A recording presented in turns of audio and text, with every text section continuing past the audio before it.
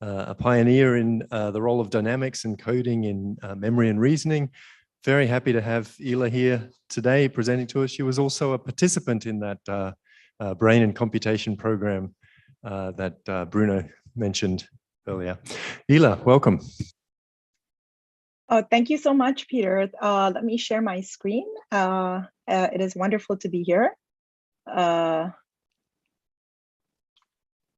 Just make sure you can see this. Are you able to see the presentation? Yes, we are.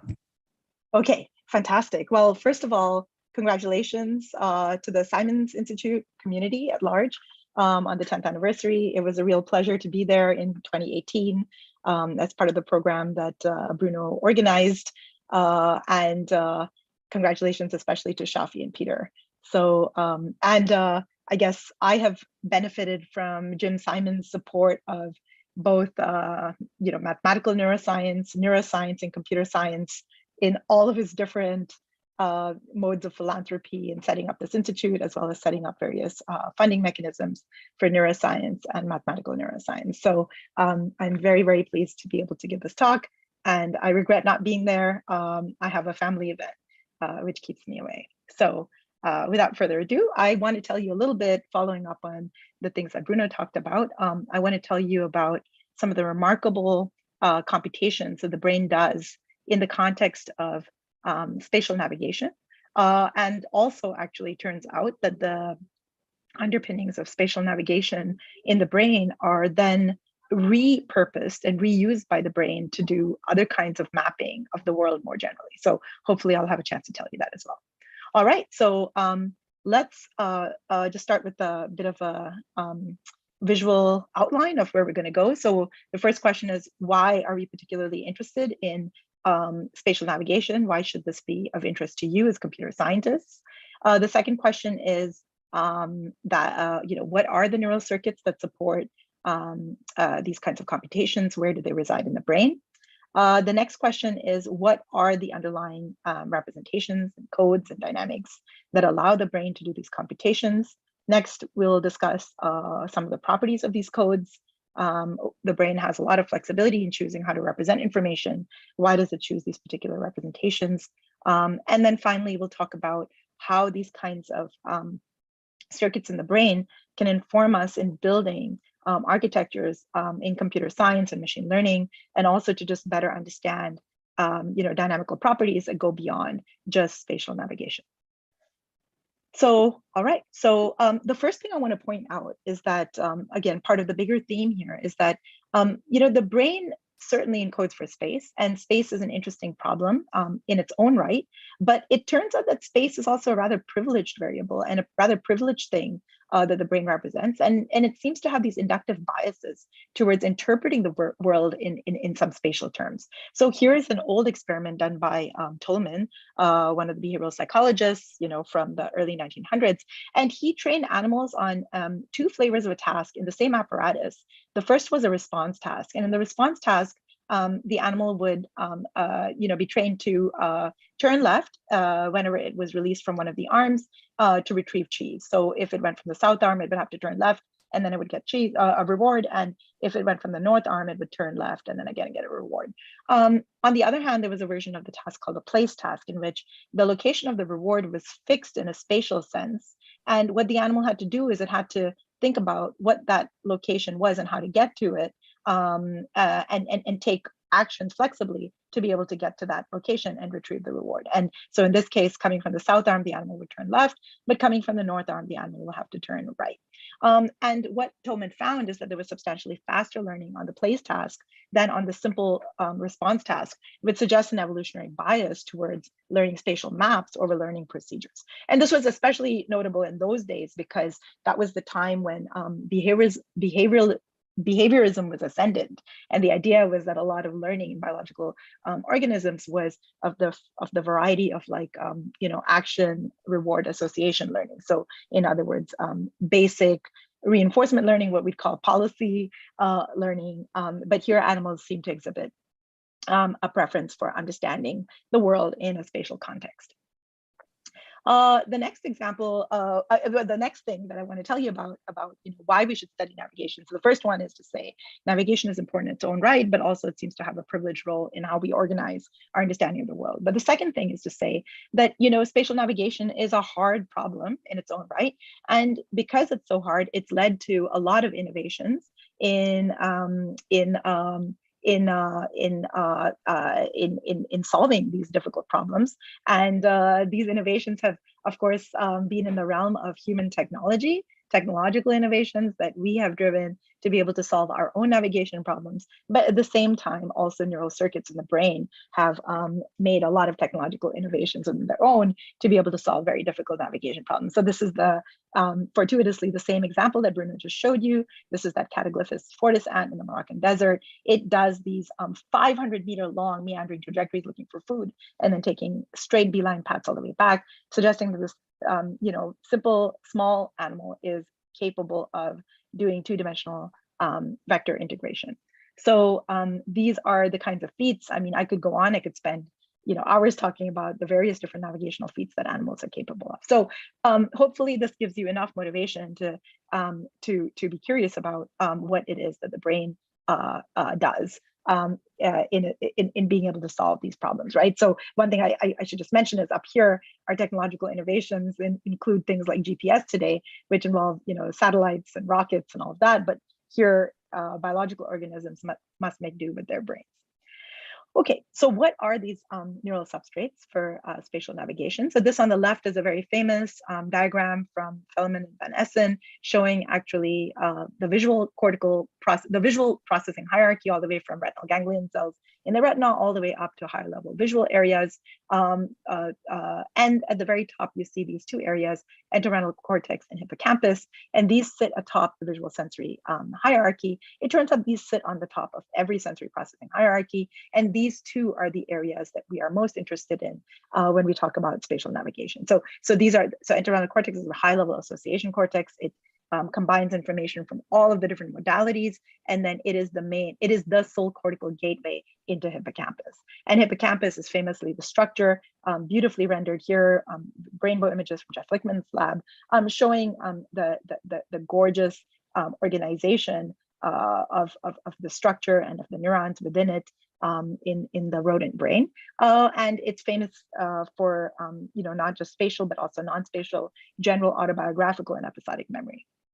All right, so without further ado, let's talk about some of the now dynamics and states that underlie these kinds of navigation computations. So in all of the things that I'm going to show you today, the paradigm, the behavior is very, very simple. There isn't a task. The animal is just moving around freely, foraging in an open, featureless square box, looking for just randomly dropped crumbles of food.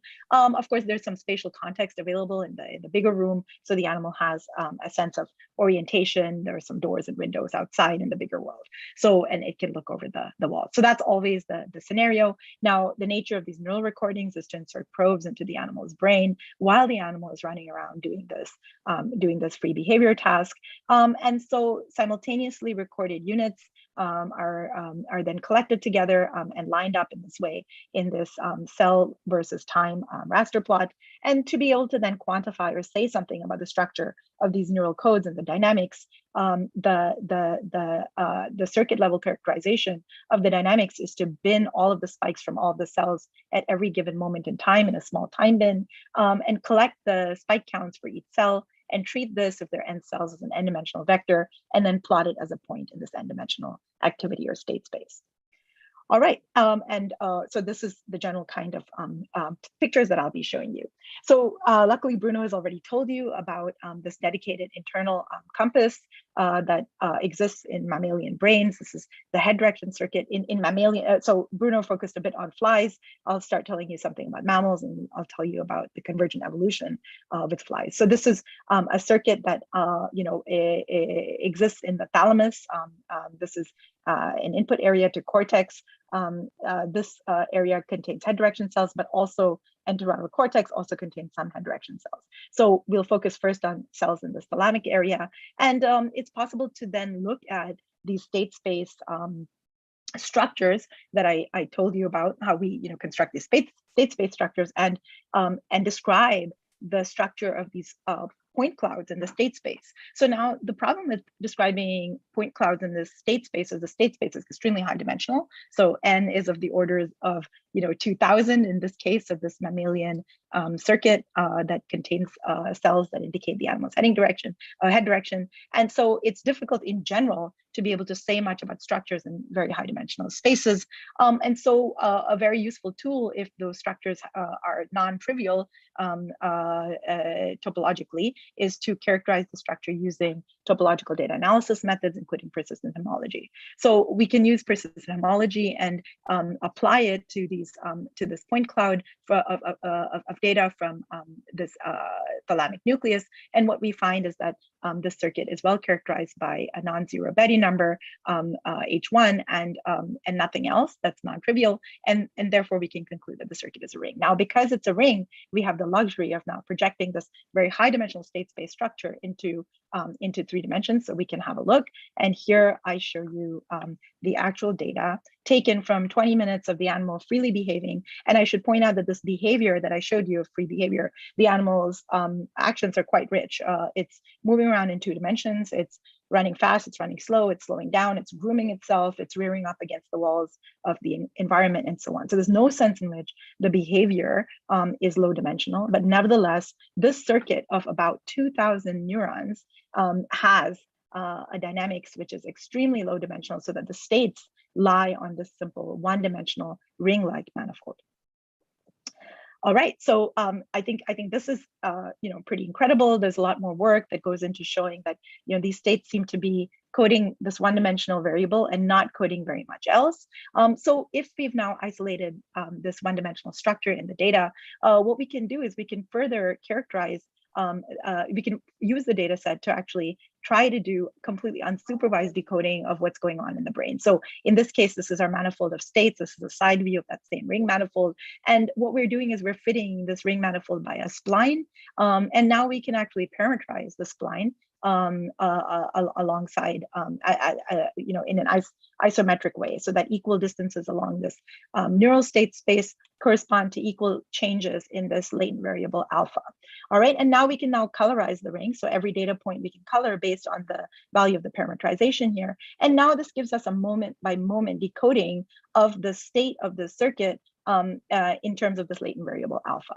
And so we can plot now this latent variable alpha here in blue against the physically measured head direction of the animal shown in black, up to a free choice of the origin and whether it's clockwise or counterclockwise. You can see that these 2 curves lie right on top of each other. So this is a completely unsupervised way to decode. If you can characterize the geometry and the topology of manifolds, then you can fit splines of a matching dimension and topology, parameterize those splines, and then do unsupervised decoding. So in other words, what we can show is that the circuit is a compass, and it's nothing but compass coding. So in response to one of the questions that Bruno had, it seems like in this case, this seems to be quite the exception to most neurons, which tend to multiplex what they're encoding. But in this case, it seems to be a very, very factorized circuit that seems to be coding just for head direction. All right. So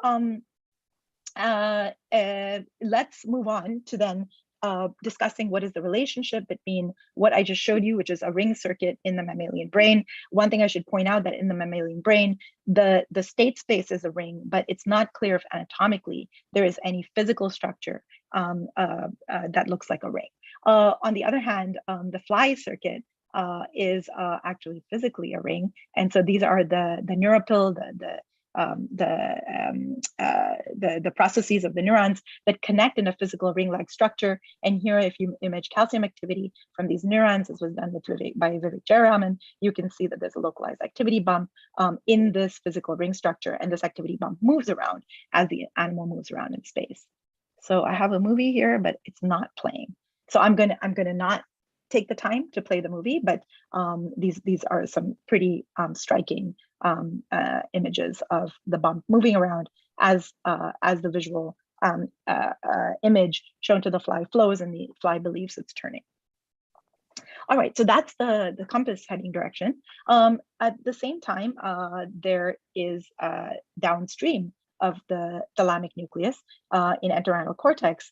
This area contains another set of very striking cells, many different cell types, as a matter of fact, grid cells, boundary cells, and landmark cells. And I'll be primarily telling you about grid cells.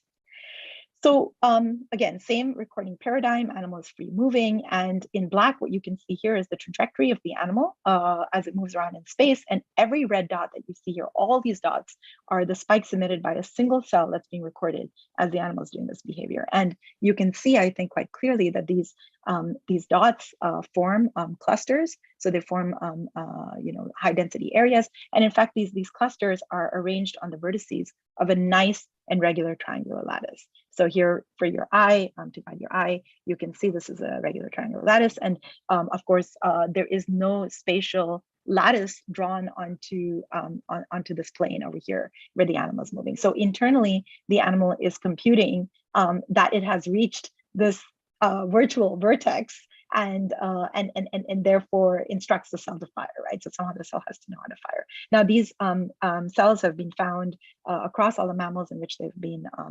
in which entorhinal cortex recordings have been made. They're found in mice, rats, bats, monkeys, and humans. And this is just one cell, but it turns out that if you look at all the cells that are near each other in that same brain area, then different cells have the same periodicity of the response, the same orientation of the lattice, and the only way in which they differ is by the spatial phase of firing. So different cells may fire offset by rigid translation in 2D, but maintain the same orientation and periodicity. So if you move further along in this region of the brain and entorhinal cortex, so this demarcates the boundaries in a particular slice of brain. So this red down to this white dashed area, moving systematically along this long axis results in recordings where the grid period is systematically changing, but it's not changing continuously. It turns out that the grid cells, these grid cells have come in a cluster with a given period, and then there's a jump in the period, and so on. So the animal brain probably contains a handful of periods, maybe less than 10. And the periods, though, mysteriously span a range which is rather small. So it goes from about 1/3 of a meter for the smallest period up to 1.5 meters for the biggest period. And the reason I call this range of periods rather small is because in comparison to the animal's spatial behaviors, which go from like 100 meters to about 1 kilometer per linear dimension per day, the animal goes looking for food and is able to return to its home burrow over those distances. Nevertheless, these grid periods are rather small. Now, these cells maintain their spatial firing patterns even when you turn out the lights for some period of time, suggesting that, again, these animals are computing these estimates of position based on integration of the motion cues that they receive from their own self vestibular sensation, their self movement, proprioceptive signals from their muscles, and so on. All right. So how does one explain how these cells might arise? So it turns out that the mechanism for this functionality and for the tuning of these grid cells is actually rather simple, and it's similar to the mechanism that Bruno mentioned for ring networks. So the principle is one of two-ring instability, so pattern formation, and velocity coupling. So if we consider a cortical sheet, and let's consider that set of neurons right in the center there, and let's suppose that they all interact in a competitive interaction where they excite themselves locally, but then inhibit everything in a ring around them. And so by chance, if a group of neurons is more active than average, it'll suppress all the neurons in the sheet around it. And then these neurons at the periphery are going to be disinhibited, and they might become active. So this set becomes active. And then the neurons at the intersection of those two inhibitory bands is maximally disinhibited, and this one becomes active, and so on until you get a whole pattern. So the stable states of this competitive interaction, of this dynamics in the cortical sheet, is irregular triangular lattice patterns. And in fact, all of these patterns related by shifts in the phase, continuous shifts in the phase, are equivalent fixed points for the dynamics. And of course, if you move by one period in this direction, you're back to the same pattern. And if you move by one period in this direction, you're back to the same pattern. So that defines a continuous manifold of fixed points that has periodicity in 2 dimensions. And so that corresponds to a simple torus. So the prediction is that the state space of these units should, the whole circuit of neurons is about 10,000 neurons, presumably that form this one module of cells with the same periodicity, the state should lie on the surface of a torus. And then the mechanism for updating the states of these neurons as a function of the animal's movement in the physical world is to couple this pattern's phase with physical movements in the world. So if the animal moves physically in the world, if there's a way to couple the phase of this pattern and cause it to flow in proportion to the animal movements, that then will produce the kind of spatial tuning, so periodic spatial tuning as a function of physical space. So the animal moves, if the pattern flows, a neuron will be active, then inactive, then active again, and so on. And so one would then reproduce this kind of dynamics. So these models are called continuous attractor models of grid cells that have been rather successful in predicting subsequent discoveries made in the entorhinal cortex, because the initial recordings involve recording of single cells or a couple of cells at a time. However, these models are network models, and so it means that they make instantaneously a bunch of predictions about the population response of the circuit. For example, that the state space should be toroidal, and that the states should form a set of fixed points that is a torus.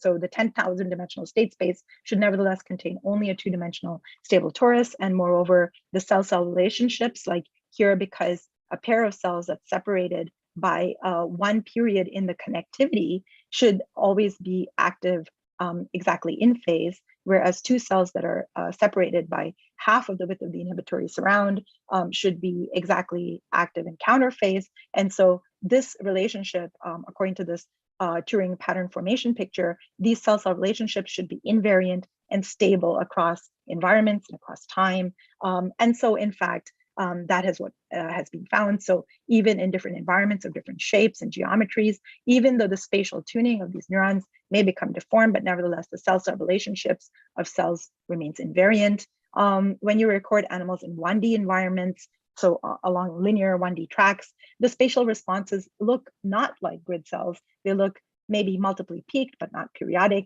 And these are 2 cells simultaneously recorded. But it turns out that it's possible to predict that these 1-dimensional responses, the next peaks can be predicted by simply fitting a slice through underlying 2D lattice pattern. In fact, you can predict then the 2-dimensional phase offset. You can record these 2 1-dimensional responses and then predict what the slice angle is through this 2-dimensional lattice. And you can in fact get a 2D prediction of the phase offset that you would expect to see between the cell pair in 2 dimensions. And then you can go and record these cells in 2 dimensions and test whether that phase offset is correct. And in fact, it seems to be correct. So in other words, in 1D, these cells have a quasi-periodic or quasi-crystal-like responses, but they're predicted by slices through a regular 2D grid. And most recently, as Bruno pointed out, simultaneous recordings of multiple grid cells at the same time from the same animal have allowed us, the community, to characterize that the grid cell states are indeed localized to a 2D torus, regardless of the environment and across waking and sleep.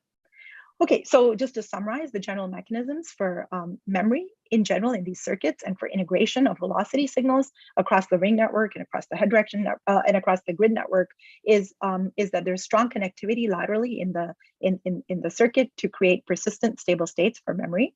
And the tuning of head direction and grid cells to analog variables is well modeled as emerging from pattern formation in networks with a continuous symmetry. This validates a line of beautiful theoretical work and predictions starting from Amari in 1977, and of course Hopfield in the 80s, 1984, and specifically for continuous attractor networks, seminal work from the mid 90s.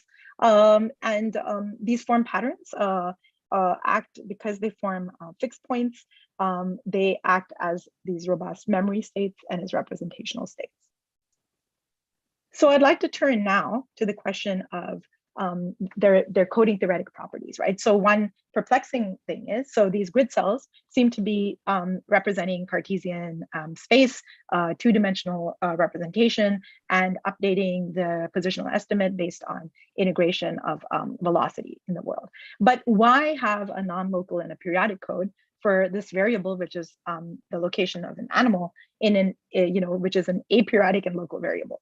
So this brings us to the question, the coding theoretic question of why have these bizarre grid cells. So I like to analogize what you see in the grid code for position as, instead of walking into a room and seeing a clock, like a conventional 12-hour clock, you walk in and instead see a wall of clocks which have different periods. And the periods are all very short. So instead of these being 12 hours, this is 9 minutes, 10 minutes, and so on up to 17 minutes, right? So you just get these, you get these short period clocks, and a bunch of them representing time. And so, and the reason this is analogous to the grid code is because the grid cells in one module all represent position X as simply a phase modulo the lattice geometry. And so, or we can think about it as X mod lambda 1 over lambda 1, which is the period of the first lattice, if we're thinking in one dimension, and so on. And so if there are n different lattices or periods or modules, then you have just a set of n distinct phases representing the position X. And once again, as I pointed out, these are all very short, small numbers, small periods compared to the ranges over which you would care to represent position.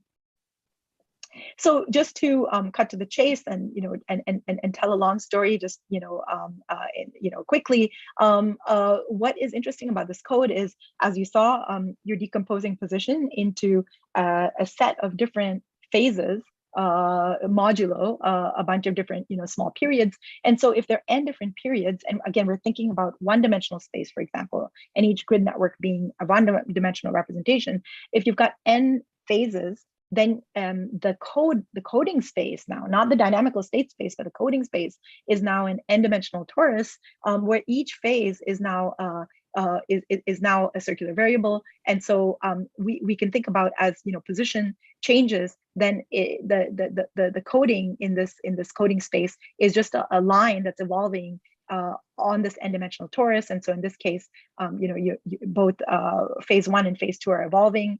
And of course, when you come back around in phase 1, you haven't quite wrapped around in phase 2 because they have different periods and so on. So this actually defines a space filling curve. And it turns out this space filling curve has some very beautiful properties, including a nice interleaving property where, as you can see over here from the zoom in, so this color scheme represents position. And you can see that nearby coding lines actually represent very far away positions. So in other words, there's an interleaving of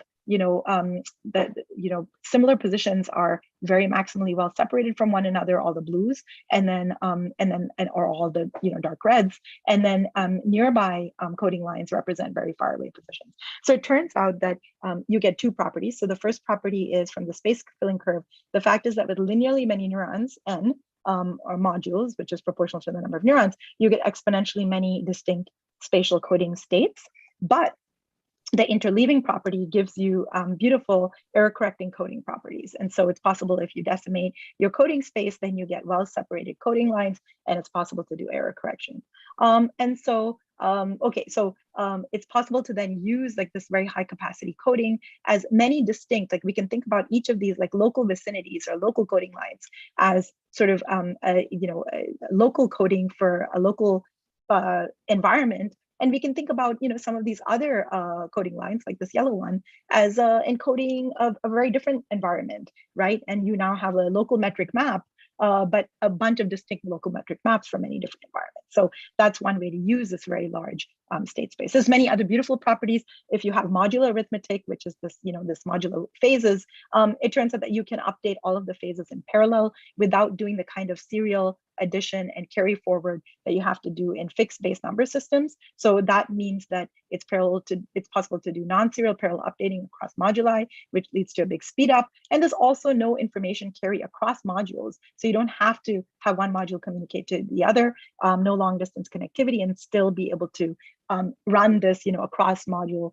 cooperative encoding of exponentially large positions. So it's a very interesting and beautiful code. And so just in a nutshell, then, it's like taking this, coding line, if you're thinking about 1D positions, and then wrapping this coding line around as a space filling sort of curve into this, high dimensional space of all the neural activities. But it's a sparse enough coding line that nevertheless, if you've got a ball of noise around each state, it's possible to then error correct by mapping to the nearest region of the coding line and then be able to recover accurately the estimate of position in the Shannon sense. All right, so the key features of the grid cell code are that you can get exponentially many states with linearly many neurons. There's this, interleaving property, which is important for error control. And finally, these coding states are, it's an algebraic code. The code word for X plus the code word for Y equals the code word for X plus Y. So although there are other exponential capacity coding, like random codes and so on, but these code words are not merely just words like Ann and Bob, but they actually have this algebraic property. And most recently, I'd like to point to a recent work by Alexander Zlopaka and colleagues that was just posted to the archive, showing that not only is the grid code a strong error correcting code in the Shannon sense, but it's also makes possible fault tolerant computing, where you basically have errors end to end with no noise-free error correcting readout at the very end. So this, I think, is an important property and could have important ramifications for analog computing, neuromorphic computing, as well as quantum computing. All right, so that's my coding summary. Can I just ask if I have 4 more minutes, given the delay in the start, or should I just stop at this point? We're actually running a few minutes over, Ila. Is there a quick summary of the rest? This is a reasonable stopping point. So I am just going to I had one more small story, but I think I will just give you the conclusion of that small story, and then I will stop at that point. So the final story is that the final story that I wanted to tell is that this network, the network I've been showing you throughout, consisting of grid cells, head direction cells, and then projecting to another set of cells that I didn't tell you about, place cells, which is going to be this last part of the story, where the grid cells have sort of content-free states. So we can think about grid cells as being low-dimensional, fixed content-free states that then map to place cells, which include content because they build associations between these abstract internal coordinate representations of where the animal is, and combine that with landmark information or other information about what is out there in the world. So this kind of circuit, it turns out, is capable of building an associative memory that does not show the kind of memory cliffs that are seen in conventional auto-associative memory networks like the Hopfield network. And this is a very interesting property, given that the hippocampus is also believed to be a general episodic memory network and not just a spatial memory buffer. And so I don't have too much time to tell you about this, but I can say that if you are interested, then please look at a work by Sharma et al. In ICML 2022. Okay, so the analogy that I would like to leave you with is to think about this entorhinal hippocampal circuit much more generally than just spatial coding, and to think about them as a clothesline, where the grid cell system provides these structured states like clothes, like the clothing line, and then the experience from the world now consists of items that can be clipped to this rigid, low-dimensional structure to build a pretty flexible memory system that overcomes the capacity limits, as well as memory cliff behaviors of conventional associative memory networks. So at this point, I will thank you all for your attention, and thank the many wonderful, brilliant students who have made this work possible and have contributed many insights to all of it. So thanks again. Yeah.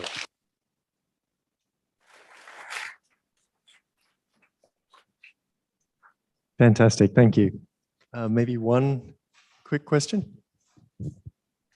You mentioned error correction and also unsupervised learning. Do those two seem to be at odds with each other? It seems like to do error correction, you'd have to know the ground truth. Can you just elaborate on that a bit? So these are, like this is error correction in the sense of error correcting codes. So these are not referenced to an external state. So this is just, so this is the, this is like Shannon error correcting coding theory, where you have coding states. Coding states can be corrupted by noise. So normally in coding theory, you might think about communication through a noisy channel. In this case, if you're talking about memory circuits or just representational circuits, it's just, the channel is just time, or the channel, right? Or the channel is computation, and you can get corruption of the states with the noise in that channel. And these coding these coding schemes permit error correcting, like self error correcting dynamics equipped with an appropriate internal decoder, right? So I guess in that sense, it doesn't require an external ground truth. It just requires erasure of noise. All right, thanks very much, Ila. That was a really fascinating talk again. It's a pleasure.